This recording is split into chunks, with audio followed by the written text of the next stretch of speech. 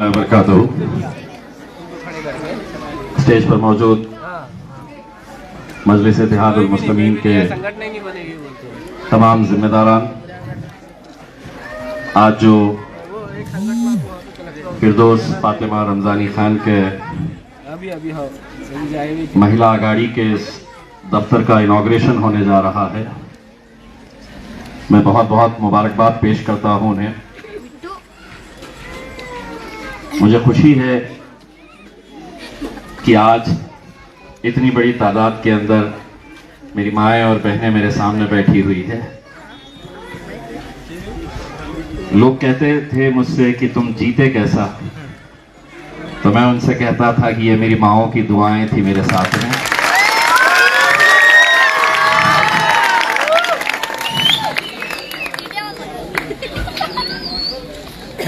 आप लोग यकीनन, मैं जब आया हूं यहां पर तो कुछ उम्मीदें तो जरूर लगाते होंगे कि कुछ तो देकर जाएगा।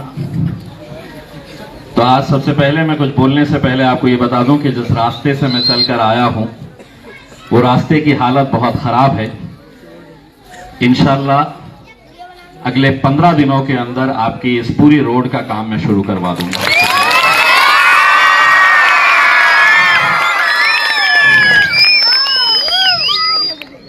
मुझे तो डर ये लग रहा था कि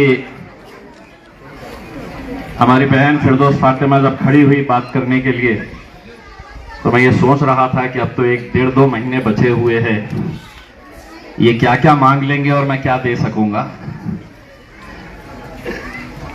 लेकिन उन्होंने कुछ मांगा नहीं, इसीलिए मैं भी दिल खोल कर दे रहा हूं। आपकी पूरी गली का काम इंशाअल्लाह हम जल्द से जल्द शुरू करेंगे।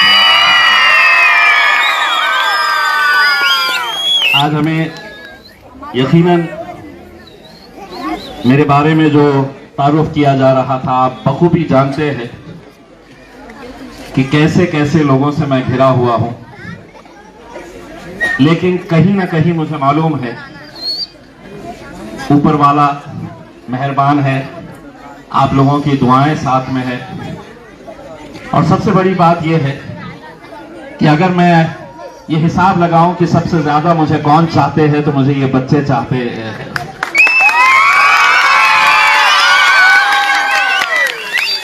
और यही इनकी दीवानगी है जिन्होंने 2019 के अंदर अपने माँ बाप को मजबूर किया था कि पतंग को ही उड़ाना है।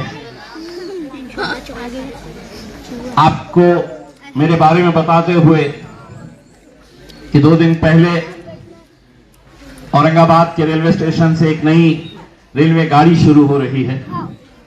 जालना से शुरू हो रही है, जालना के बाद औरंगाबाद आता है, औरंगाबाद के बाद मनमाड़ आता है। लेकिन उनकी सोच और उनकी जहनियत देखिए कि इम्तियाज जलील चूंकि औरंगाबाद का सांसद है, तो उसका नाम उस इनविटेशन कार्ड के ऊपर नहीं, बल्कि परभनी जहां पर ट्रेन जा भी नहीं रही है, महज शिवसेना का सांसद है, तो उसका नाम उस पत्रिका के अंदर डाला गया। लेकिन मुझे मालूम है कि मेरे पीछे अल्हम्दुलिल्लाह इतनी बड़ी ताकत है, तो मैंने भी उन्हें चुनौती दे दी।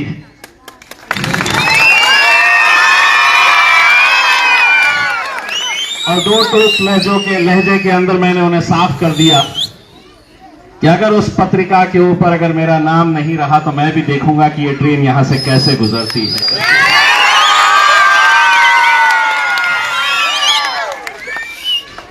और मैं मेरे तमाम साथियों को ये बात बता रहा था जो मेरे साथ वहां पर आए थे कि रात में 1 बजे पुलिस के बड़े अधिकारी मेरे घर पर आए, रात में 1 बजे, और उन्होंने मुझसे ये कहा कि साहब अगर आपने कुछ यहां पर किए तो पूरे के पूरे रेलवे डिपार्टमेंट के ऊपर कार्रवाई हो जाएगी। मैंने उनसे कहा कि अगर मेरी मांग पूरी नहीं हुई तो ये समझ लो कल का इस ट्रेन का उद्घाटन जो है वो इस मुल्क के वजीर आजम दिल्ली में बैठकर बटन दबाकर करने वाले हैं। मैंने उनसे ये कहा कि एक तरफ आधे स्क्रीन के ऊपर मोदी जी को रहने दीजिए, आधे के अंदर मैं मेरे जलवे दिखाऊंगा। और नतीजा ये हुआ अल्हम्दुलिल्लाह कि कि रात में 2 बजे मैं एक 6 साल की बच्ची, हमारे करीब साथी, उसकी बच्ची का इंतकाल हुआ। मैं उसके मौता के अंदर था। जामा मस्जिद के अंदर नमाज जनाजा हो रही थी, तो मुझे पुलिस ऑफिसर का फोन आया और उन्होंने कहा कि साहब, वो पत्रिका को अब हमने हटा दिए है, नई पत्रिका बनाए हैं जिसके अंदर आपका नाम लिखा गया है। बात ये नहीं है कि मैं सिर्फ अपने नाम के लिए लड़ रहा था कि नहीं मेरा नाम क्यों नहीं है। मैं उस सिस्टम और उस जहनियत के खिलाफ लड़ रहा था जिन्हें ये हजम नहीं होता है कि ये मजलिस का सांसद है, मजलिस का मेंबर ऑफ पार्लियामेंट है, तो हम उसका नाम, वो हमारे साथ कैसा बैठेगा करके। लेकिन अगर आज मैं लड़ रहा हूं तो सिर्फ इस बुनियाद के ऊपर लड़ रहा हूं कि मेरी आवाज से आवाज लगाने के लिए इतनी सारी मेरी माएं, बहनें और नौजवानों की ताकत मेरे साथ है। और यही ताकत है कि जिसने उन्हें रात में 2 बजे मजबूर किया कि उन्हें अपने घुटने टेकने पड़े और मेरे सामने गिड़गिड़ाना पड़ा कि साहब ये आंदोलन मत करिएगा। कहीं ना कहीं हमें अपने हुकूक के लिए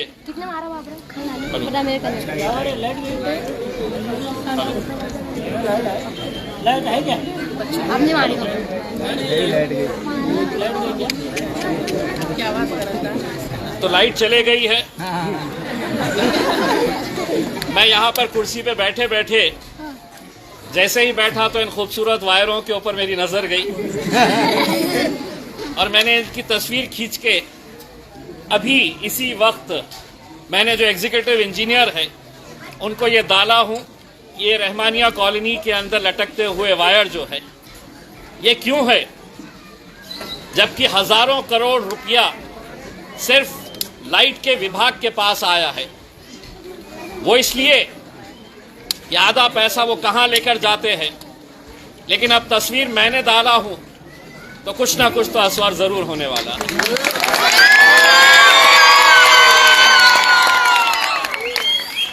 मुझे पिछले बार मैं जब आया था तो हमारी बहन फिरदौस फातिमा ने मुझे बताया था कि यहाँ के स्कूल के अंदर भी कुछ क्लासेस की जरूरत है।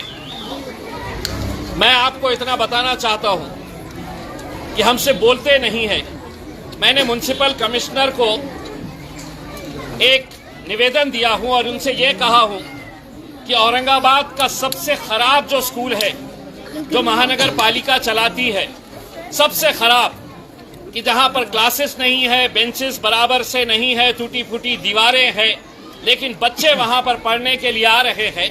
अगर तुम वो चला नहीं सकते हैं तो सबसे खराब स्कूल जो औरंगाबाद शहर का है वो मेरे हवाले करिए, वो स्कूल को चलाने की जिम्मेदारी मैं लेने वाला हूं।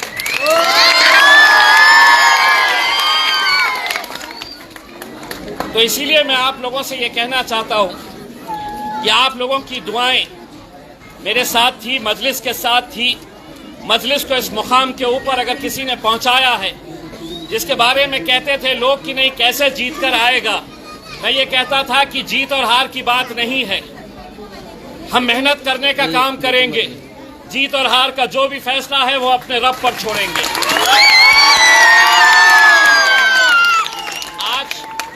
आज मुझे मालूम है कि 2024 जैसे ही ये राम मंदिर का उद्घाटन करेंगे, किस तरह का माहौल देश के अंदर इनका फैलाने की कोशिश की जा रही है।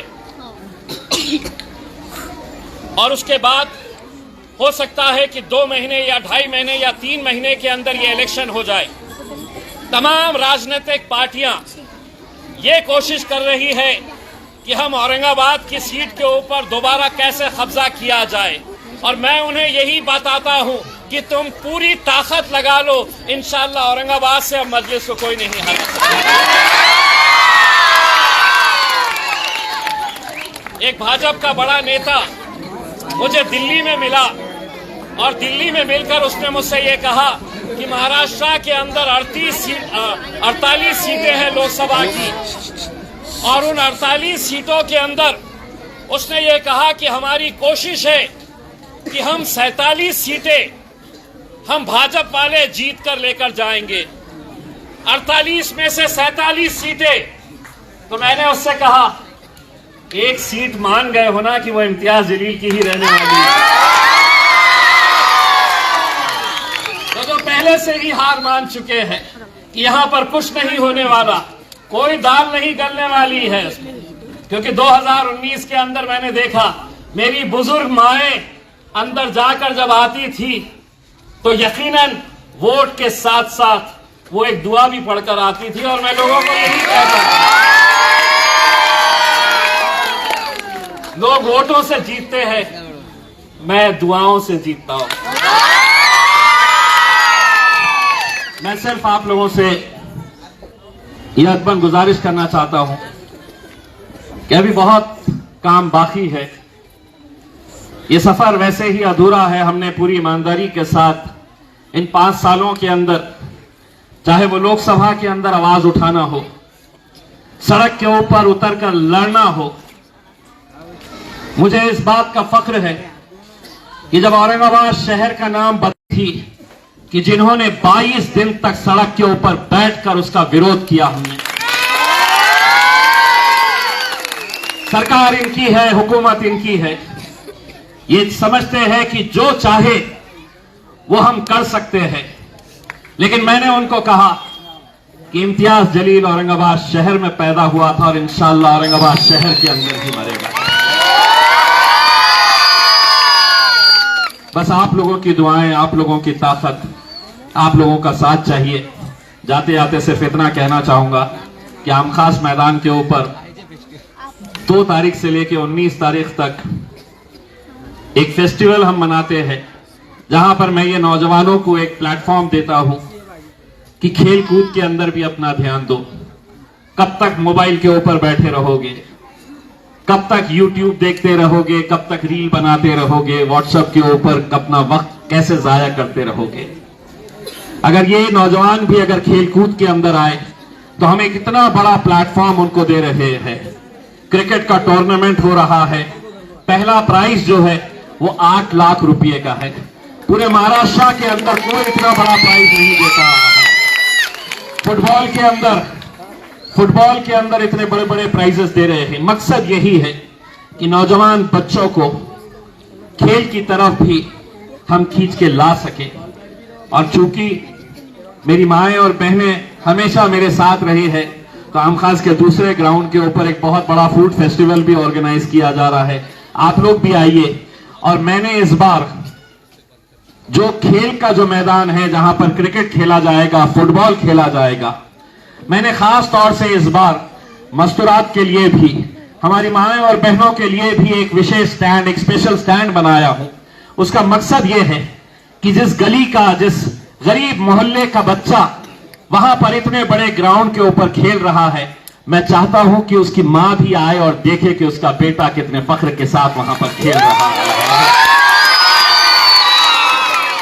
उसकी बहनें आए, उसके घर वाले आए और वो भी उस मैदान के ऊपर देखे कि जब वो छक्का मार रहा है, चौका मार रहा है, जब वो विकेट ले रहा है, तो किसी भी मां के लिए, किसी भी बहन के लिए, किसी भी बेटी के लिए एक फख्र की बात होती है।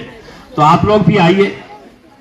टीवी के ऊपर तो बहुत देखे हैं, आप लोग के लिए एक अलग स्टैंड है, और अगर आप लोग आएंगे तो मैं आप लोगों के साथ ही बैठना चाहूंगा।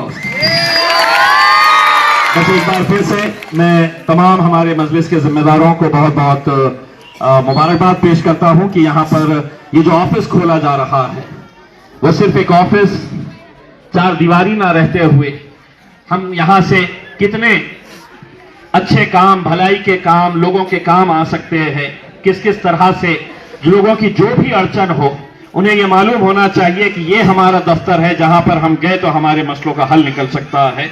मैं फिरदौस फातिमा रमजानी साहब, उनकी पूरी टीम को एक बार फिर से मुबारकबाद पेश करता हूं। बहुत बहुत शुक्रिया। वाखिर दावाना अल्हम्दुलिल्लाह।